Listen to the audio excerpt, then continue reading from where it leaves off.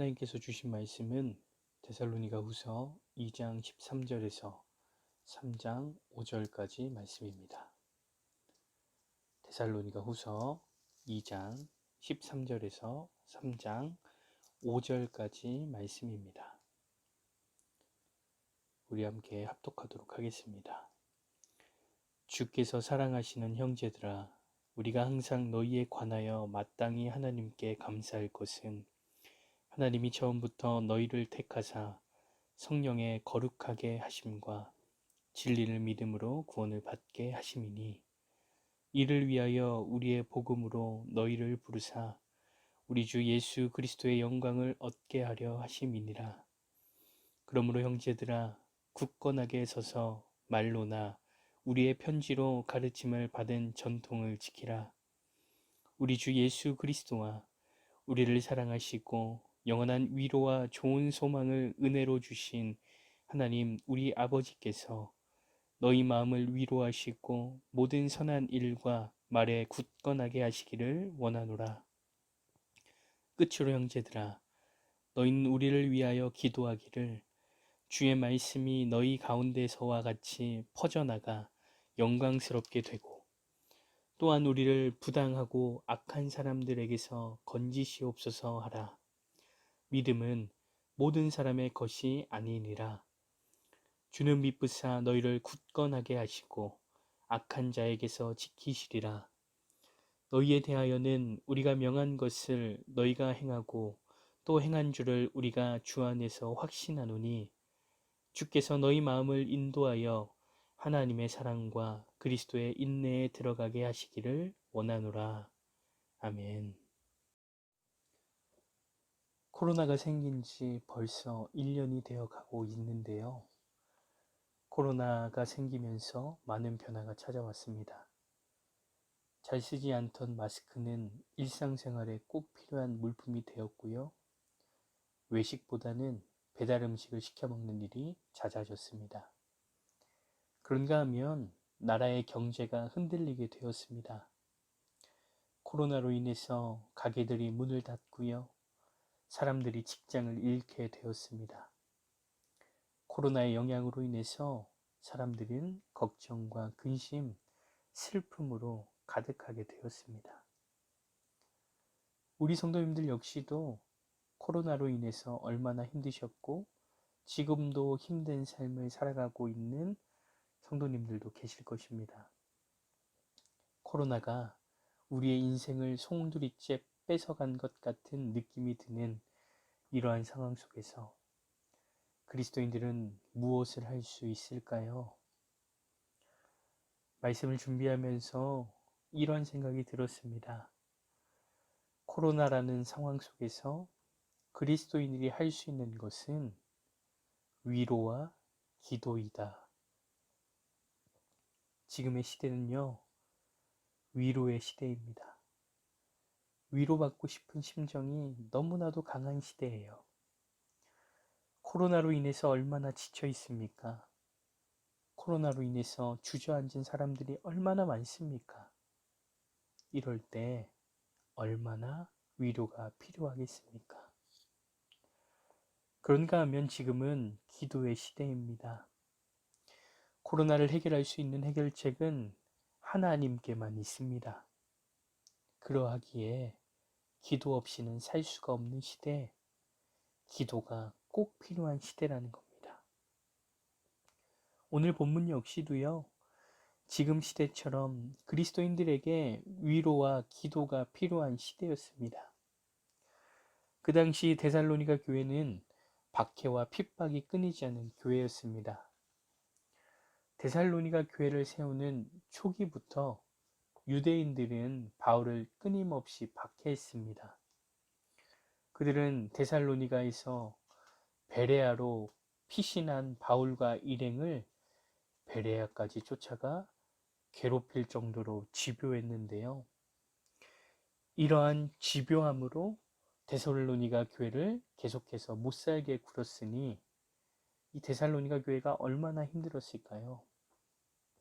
매일 찾아오는 핍박과 박해 속에서 데살로니가 교회에게 가장 필요한 것이 있었다면 바로 위로였을 겁니다. 바울은 그들에게 말합니다. 굳건하게 서십시오. 그리고 16절, 17절에서 이렇게 말합니다. 우리 주 예수 그리스도와 우리를 사랑하시고 영원한 위로와 좋은 소망을 은혜로 주신 하나님 아버지께서 너희 마음을 위로하시고 모든 선한 일과 말에 굳건하게 하시기를 원하노라. 바울은 데살로니가 교회를 향한 위로를 아끼지 않습니다. 그런데 바울을 통해서 참으로 은혜되는 것이 있습니다. 사실 바울의 상황 역시도 위로를 받아야 할 상황입니다. 그만큼 바울은 핍박과 박해 가운데 힘겨운 나날을 보내고 있었지요. 지난 새벽에도 말씀을 드렸지만 바울은 핍박과 박해로 인해서 데살로니가에서 베레아로, 베레아에서 아덴으로, 아덴에서 고린도로 쫓김을 당할 정도로 힘겹고 두려운 상황에 놓여져 있었습니다. 이러한 바울에게 필요한 것이 무엇이겠습니까? 위로 아니겠습니까? 그런데 바울은 자신의 힘겨운 상황 속에서, 두려운 상황 속에서 위로를 받고 싶어 하는 것이 아니라 도리어 데살로니가 교인들을 위로하고 있었다는 것입니다. 사랑하는 행복한 교회 성도 여러분, 우리에게 필요한 것이 이것입니다. 위로받기에 급급한 그리스도인이 아니라 바울처럼 위로해 줄 아는 자들이 진정한 그리스도인이라는 것입니다. 우리가 살아가는 이 시대는 위로를 받고 싶어하는 시대입니다. 우리 성도님들 역시도 수많은 문제와 어려움으로 인해서 위로를 받고 싶을 때가 있을 겁니다. 지금 이 순간에도 말이지요. 그런데 이러한 상황 속에서 바울과 같은 그리스도인이 되기를 소망합니다. 위로를 받기에 급급한 이 시대 가운데 위로를 줄 아는 삶을 살아가길 소망합니다. 제가 작년에 몽골 선교를 가면서 몽골의 교회를 향한 위로의 마음을 가지고 갔습니다. 그렇게 몽골 선교를 하면서 위로를 주기만 하고 올 줄 알았습니다. 그런데 위로를 주러 갔던 저에게 하나님은 더 큰 위로로 은혜를 주시더라고요. 그렇습니다. 위로를 받는 것이 더 큰 은혜 같은데 위로를 줄 때 더 큰 은혜가 되고요. 하나님의 놀라운 은혜 역사를 경험하게 된다는 것입니다. 우리 성도님들도 위로를 주려고 했을 뿐인데 더 큰 하나님의 위로하심을 경험하는 귀한 셈이 되기를 간절히 소망합니다. 그런가 하면 바울은 데살로니가 교회를 향한 위로와 기도를 마치고 한 가지 부탁을 하는 것을 보게 됩니다. 1, 2절 말씀을 보면 끝으로 형제들아 너희는 우리를 위하여 기도하기를 주의 말씀이 너희 가운데서와 같이 퍼져나가 영광스럽게 되고 또한 우리를 부당하고 악한 사람들에게서 건지시옵소서 하라. 믿음은 모든 사람의 것이 아니니라. 바울은 데살로니가 교인들에게 기도를 부탁합니다. 바울이 이렇게 기도를 부탁하는 이유는 박해와 핍박으로 인한 불안과 염려 때문이 아닙니다. 데살로니가 교인들에게 전했던 복음처럼 복음이 온 땅에 퍼져나가 하나님의 영광이 드러나도록 기도를 부탁하고 있습니다. 바울은요, 자신의 상황과 환경에 대한 기도가 우선이 아니었습니다. 복음을 위한 기도가 우선이었습니다. 그래서 바울은 데살로니가 교인들에게 복음을 위한 기도를 먼저 요청하고 있는 것이죠. 사랑하는 행복한 교회 성도 여러분, 혹시 다른 사람에게 기도 제목을 요청할 때 하나님의 나라와 의를 위해서 기도 요청을 해본 적이 있으신지요? 다른 사람에게 기도 제목을 요청할 때 하나님의 영광을 위해서 기도를 요청해 보신 적이 있으신지요? 우리가 기도 제목을 요청할 때 우리 자신을 위해서, 자녀를 위해서, 가정과 사업과 직장을 위해서 기도 제목을 요청한 적은 있을지 모르지만 하나님의 나라와 의를 위해서, 그리고 하나님의 영광을 위해서 기도 요청을 해본 적은 없을 것입니다. 그런데 바울은 어떻습니까? 자신의 상황과 환경이 우선이 아니라 하나님의 복음을 전파하며 하나님의 영광을 나타내는 것이 첫 번째 기도 제목이었다는 것을 우리가 명심했으면 좋겠습니다. 마태복음 6장 33절에서도 예수님께서 이렇게 말씀하시죠. 그런즉 너희는 먼저 그의 나라와 의를 구하라. 그리하면 이 모든 것을 너희에게 더하시리라. 사랑하는 행복한 교회 성도 여러분, 여러분이 지금 가지고 있는 기도 제목은 누구를 위한 기도 제목입니까? 내 자신입니까? 아니면 하나님입니까? 우리 성도님의 기도 제목 1순위가 하나님의 영광이 되길 소망합니다. 그러할 때 하나님께서는 우리 성도님들이 갖고 있는 모든 문제들을 해결해 주시는 놀라운 은혜를 경험하게 될 줄 믿습니다. 오늘 말씀을 통해서 우리는 두 가지 교훈을 배우게 되는데요. 먼저 위로를 받기보다 위로하는 그리스도인이 되기를 소망합니다.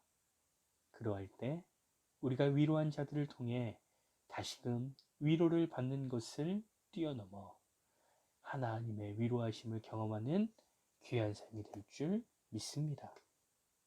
그런가 하면 나를 위한 기도 제목을 요청하는 삶이 아니라 하나님의 나라와 의를 구하고 하나님의 영광을 위한 기도 제목이 1순위가 되는 그리스도인이 되기를 소망합니다.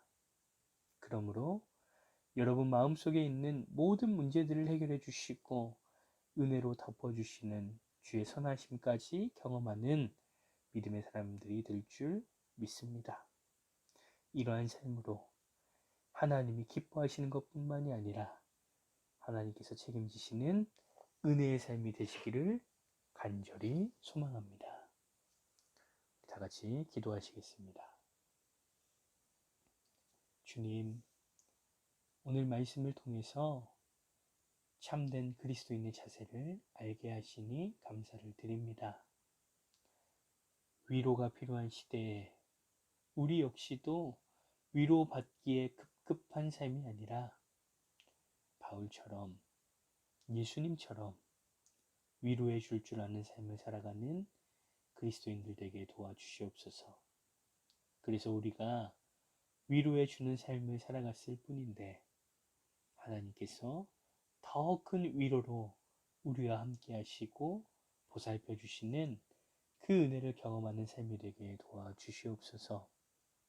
또한 주님, 우리의 기도 제목이 나 자신을 위한 기도 제목이 아닌 주의 나라와 의를 위한 기도, 주의 영광을 위한 기도가 우선이 되게 도와주시옵소서. 어떤 기도 제목을 요청할 때에도 우리 자신을 위한 기도가 우선이 되는 것이 아니라 주님을 위한 기도로 채워지게 하시되 먼저 주의 나라와 의를 구하는 우리에게 모든 것을 더하시는 하나님의 귀한 은혜를 경험하는 복된 삶이 되게 도와주시옵소서.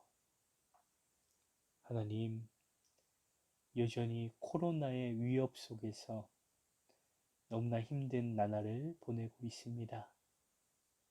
가정의 문제, 직장의 문제, 자녀의 문제, 물질의 문제 등 많은 문제들로 신음하는 소리가 끊이지 않는 이 시대 가운데 하나님께서 강한 손으로 보호해 주시고 붙들어 주시고 함께하여 주셔서 하나님께서 주시는 샬롬의 은혜, 하나님께서 주시는 라파의 은혜, 하나님께서 주시는 니시의 은혜를 경험하는 우리들 되게 도와주시옵소서.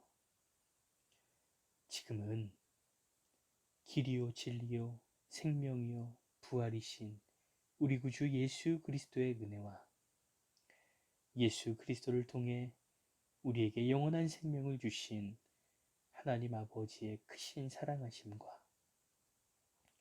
우리가 이 땅에 살면서 예수님을 믿게 하시고 그 신앙 고백으로 이 새벽에 예배하게 하시는 성령의 함께 하심과 교통하심이 위로를 받기보다 위로해 줄 알고 나 자신을 위한 기도를 요청하기보다 하나님을 위한 기도를 요청할 줄 아는 참된 그리스도인의 삶을 살아갈 것을 다짐하고 결단하는 사랑하는 우리 성도님들과 성도님들의 가정과 부모님과 자녀와 생업 위에 우리 교회와 민족과 저 북한에 있는 동포들과 지금도 해외에 나가서 선교하시는 선교사님들과 그들의 가정과 사역위에와 우리가 날마다 중보하는 고3 학생들과 전도 대상자와 군에 있는 청년들 위해 이제로부터 영원토록 함께 하시기를